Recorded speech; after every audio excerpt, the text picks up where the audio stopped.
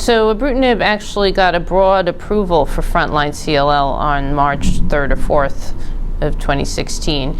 This was based on the RESONATE-2 trial, which was a randomized trial that enrolled CLL patients previously untreated over the age of 65 and assigned them to either ibrutinib or chlorambucil.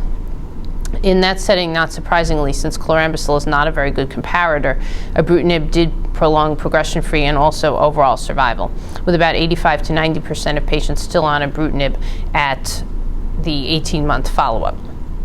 Now, these were low-risk patients, no 17p deleted patients, and generally, despite their older age, they did not have comorbidities. Only about 30% of them had comorbidities, interestingly.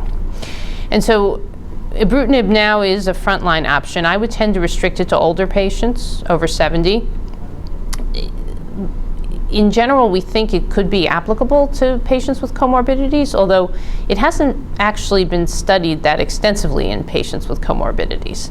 But that would be reasonable, except when cases that we should avoid would include those who require anticoagulation. I tend to avoid people with very significant cardiac disease, low ejection fractions because of the arrhythmia risks.